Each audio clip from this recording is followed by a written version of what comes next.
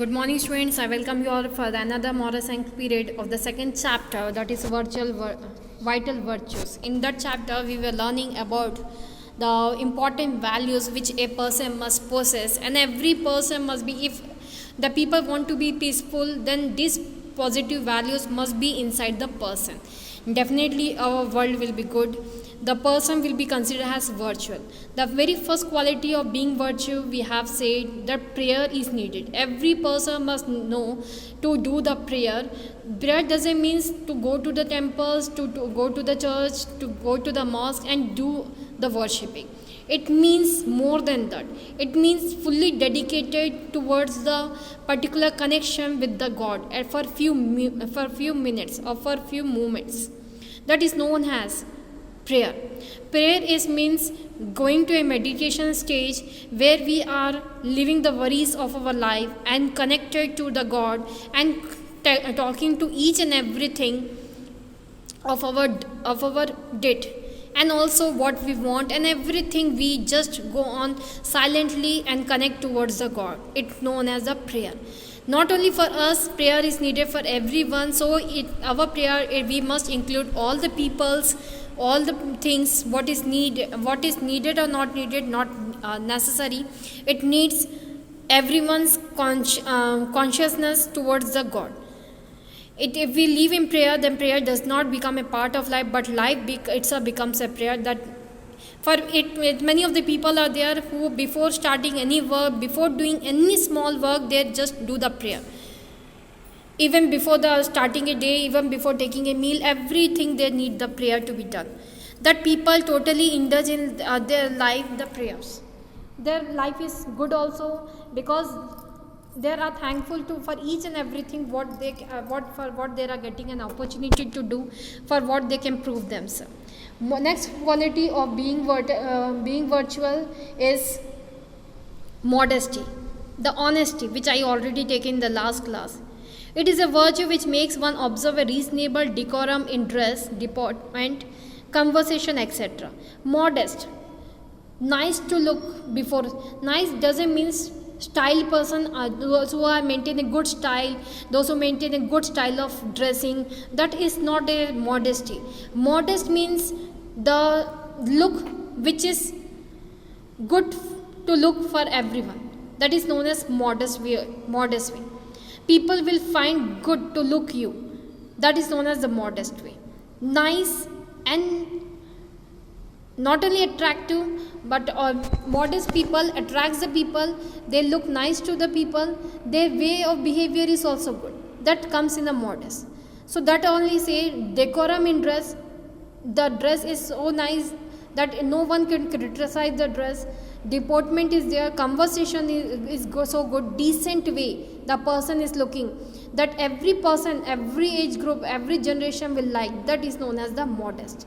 Modesty is one of the main credentials a person consciously or unconsciously present to his fellow man.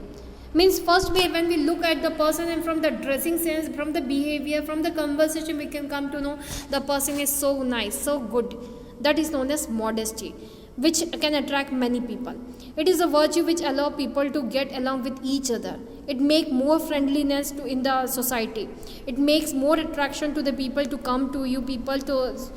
Attraction means more good the nature you will be having, that people will be like to have friendship with you. It is an art of accepting people as they are. They will not be pretending, they will be actually looking what they are. In this fast changing society, people often drift away from this traditional type of dressing and other qualities of modesty. Modesty itself is having a trend, itself is a fashion. Why people are making it looking awkward? It is just a question of now the generation. Modesty itself is a good that people will find good. Fashion change rapidly and we can observe radical changes, and this fashion we are accepting just to have a temporary impression of others. A modest person will always have permanent impression of himself or herself on others' mind. So that is the good about modesty. It is having permanent in nature. It is, whereas fashion which is changing rapidly will be having a temporary impact on the mind of the people. In the concept of design and fashion, Caught up in the whirlwind of styles, designs, and fashion, we start to mimic without understanding the usage of a particular style in a particular area, making ourselves vulnerable to mockery. Vulnerable means we will be just asked in a bad way before the people, before a group of people. When we are just we are pretending to show ourselves, we are dressing in such a way that people will laugh, they will say some bad about us. And we are saying it is a fashion. That is not a fashion. Fashion means what suits to us, what way we can find ourselves to be good before others, that is a fashion. We should remember that clothes reflect the attitude and personality of people living in a particular society. So that clothes must be such a type, decent type, that it will be liked by the people. It will not be questioned by the people why such a type of dressing is done.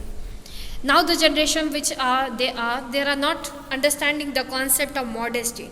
They just go on blindly about the fashion, which is not, some of the time it is not suiting to them. A man can maybe considered as decent as the company he keeps. If he mingles with people, mingles means which get connected with all the people, having correct deportment and pleasant manner, who carry themselves elegantly, converse in a well-modulated voice, we consider him to be a decent person. So that is the modesty. Now comes humility. Humility means opposite to pride, ego. That ego makes a person bad before others. The people don't like the person who is having pride on everything what they are having. Though they are having, they must be thankful for that instead of having pride and ego over that. So humility is a virtue opposite to pride. It is a virtue which acknowledges that person does not consider himself superior to anyone. When we are having a pride and ego, now we feel ourselves superior than others. That is not a good quality. We must always be thankful for what we are having instead of showing superiority, and willingly submits himself to the service of God or mankind.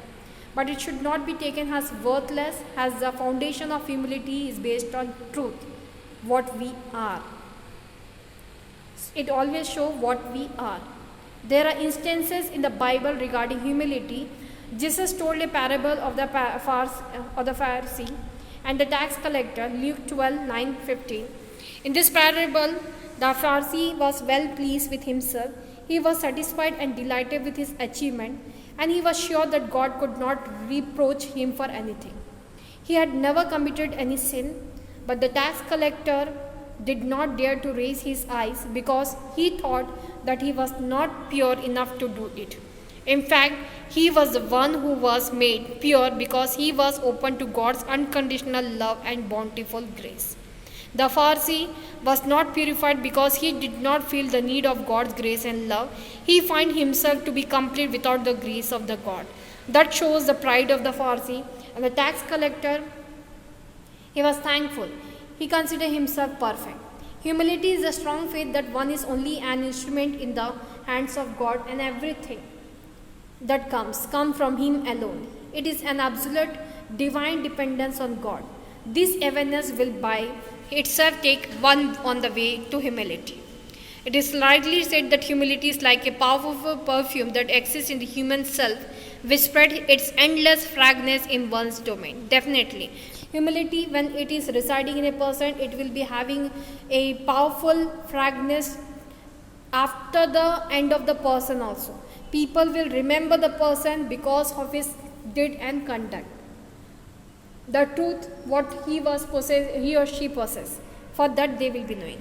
Next virtual quality is being obedient. Disciplined in themselves.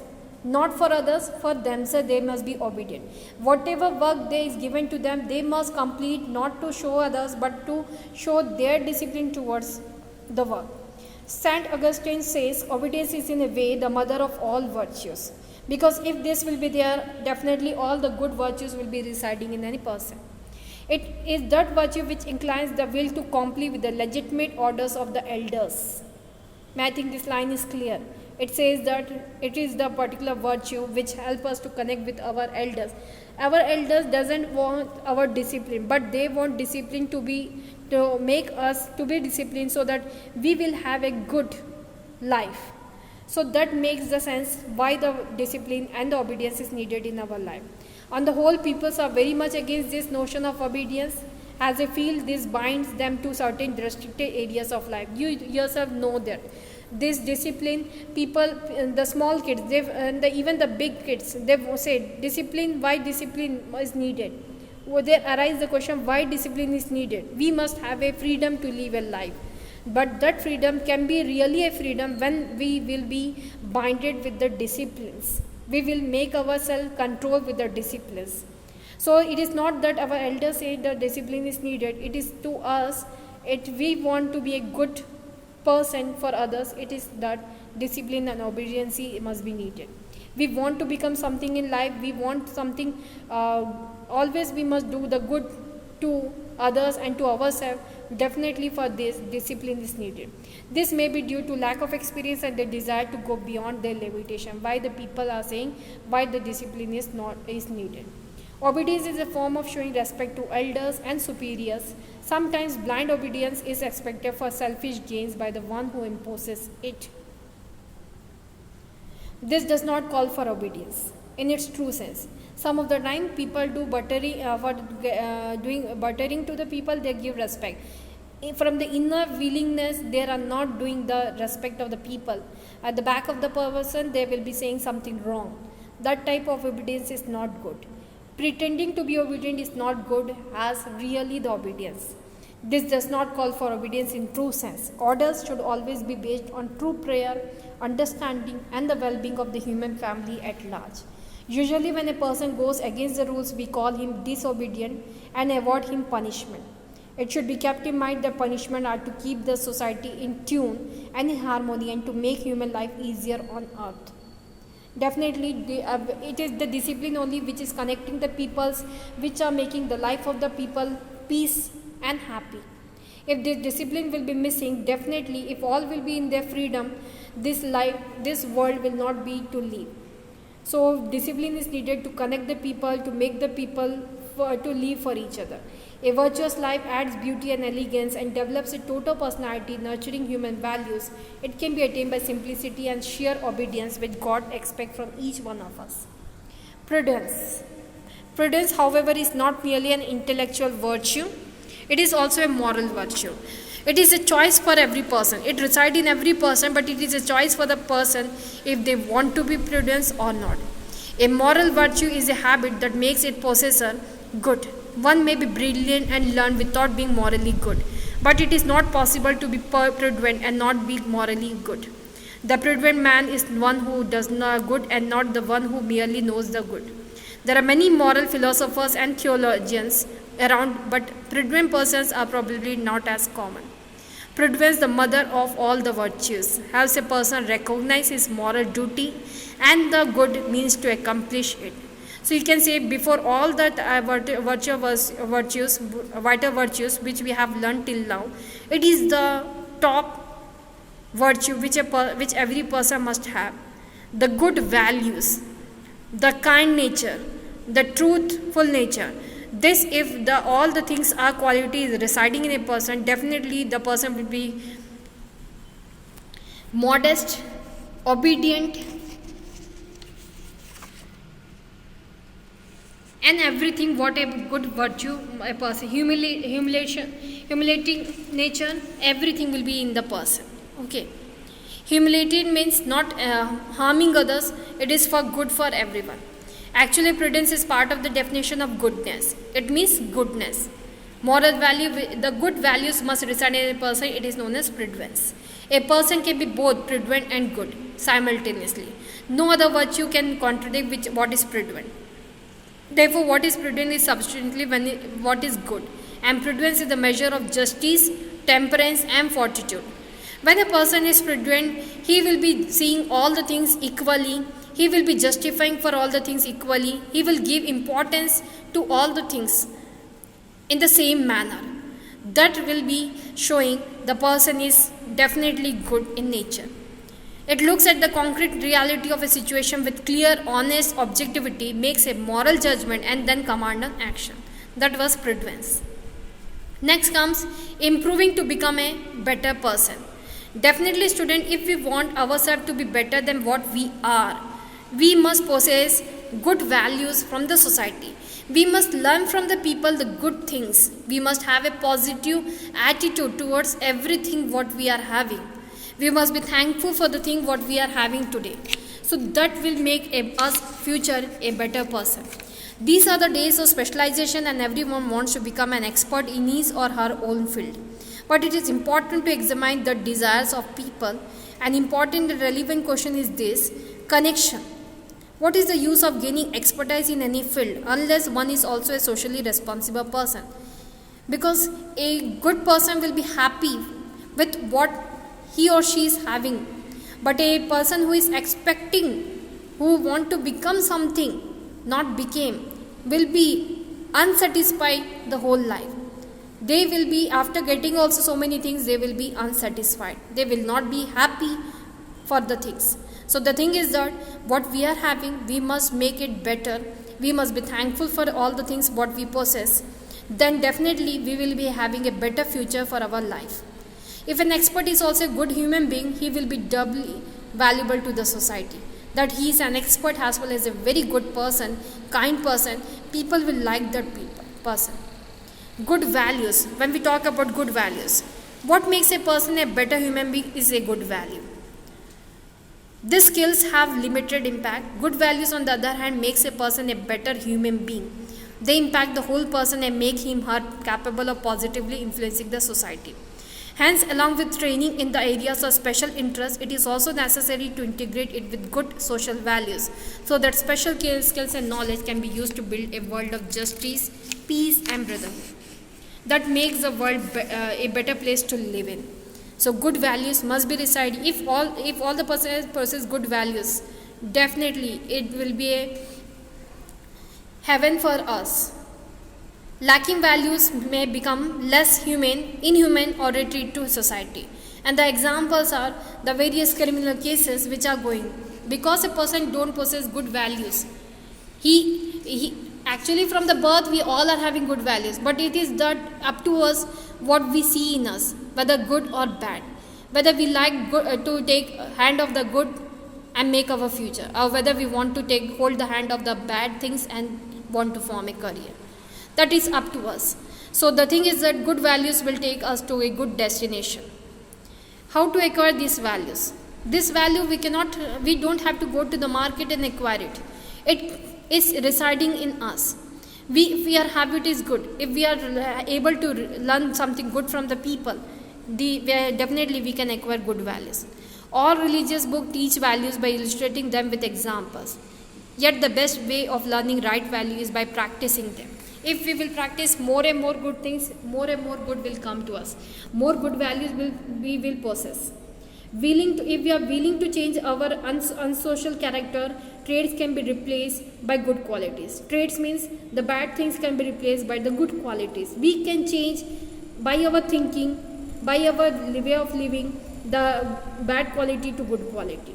Various situations and interaction with people of different temperaments arouse negative emotions like resentment, anger, bitterness and the like. Resentment means showing anger in small manner. This type of attitudes we will possess if we are having a bad quality. When we reflect on what we have studied and challenge ourselves to live the right values, we gain maturity, sensitivity and self-respect. So that is the way how we can acquire good values in ourselves. Healing for inner freedom. Healing for inner freedom means we are fighting to get freedom for everything. We are just going on, just practicing for getting the freedom, but we are having actually the freedom. If we will possess good values, we will see we are free from the mind, free from the people, free from the thinking of the people. We are good for ourselves. We are good for others also. Here is an account of a person who gained insight on good values from the Bible. He was imprisoned in a country that promoted atheism. He shared his bunk bed with another prisoner in a room and with no light or proper ventilation. The jail room was not having any light, any ventilation. Light entered the room only at midday through some holes in the roof. While being taken to the prisoner wrote down 13 verses from a chapter in Bible on a piece of paper and hid it his underclothing to read while in prison. It was a passage from the New Testament enumerating the effects of love. He used to read them when light fell on his bed during noon. It read, "If I speak in the tongues of mortals and of angels, but do not have love, I am a noisy gong or a clanging cymbal. And if I have prophetic powers and understand all mysteries and all knowledge, and if I have all faith so as to remove mountains, but do not have love, I am nothing." It means, this line states that if I am all the things but not having good values, not having love for anything, I am a bad person. I am nothing for myself as well as for others. If I give away all my possessions to the poor, and if I hand over my body so that I may boast, but do not have love, I gain nothing. Everything which we are giving or offering to others, it must be given through love. Then we will get in reverse also the love from others. Love is patient, love is kind, love is not envious or boastful. It is not boasting us to do something. It is not pressurizing us to do something. It is from inner willing we want to do something when love is for doing good to others. So it is needed that whenever we are, so if we are good, if we are a very known person, if love is not there, we are nothing for the people. We are nothing to the, no one will like to us. It does not insist on its own way. It is not irritable or resentful. It does not rejoice its wrongdoing, but rejoices in the truth. It bears all things, believes all things, hopes all things, endures all things. Love never ends. It always shows positive interaction with others and with ourselves when there is love in ourselves. His fellow prisoner got curious and asked, "What good would it do?" He explained that when he was imprisoned, he was filled with resentment and hurt feelings toward the authorities who had persecuted him. He developed bitterness toward those officials who had arrested, but constant reading of love chapter from the Bible made him free on the inside. Now inside that room where light is also not coming, he is happy there. When he was in the world, open world, he was not so calm, he was not so good, was not happy with the life, what he was having. But now in the prison, when he did all the things, he become free to go outside. He is free of bitterness, resentment, etc. what earlier he was possessing, and because of that he came to the jail. He rightly commented that there are people who are free outside but are not free inside. They are always unhappy, they are always jailed in themselves. But some of the people, though they are inside, they are free from the world. Do we enjoy the inner freedom? Yes, we can enjoy the inner freedom when we possess the vital virtues what we must have. We cannot be happy and well if we build walls of resentment, bitterness and hatred within us. We can be happy when we are having love, care, kind, truthfulness, discipline in us. We will be free from others. We will be happy within us. We will be satisfied within us.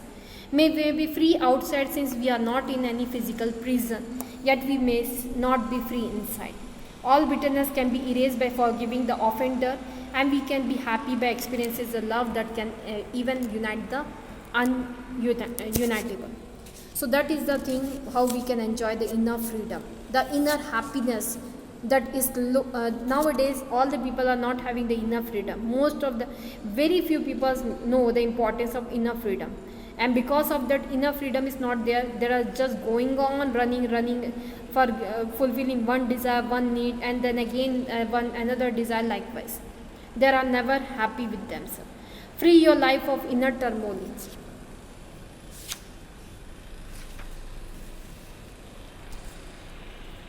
Here is another story there that I will be explaining to you in another video. Thank you for today's class. These two chapters will be coming in your examination. So be prepared. Chapter number 1 and chapter number 2 will be coming from the examination pre-midterm point of view. So be ready for this chapter. A very small topic is left. I will be explaining you in the next video. Thank you for today's class. Have a nice day.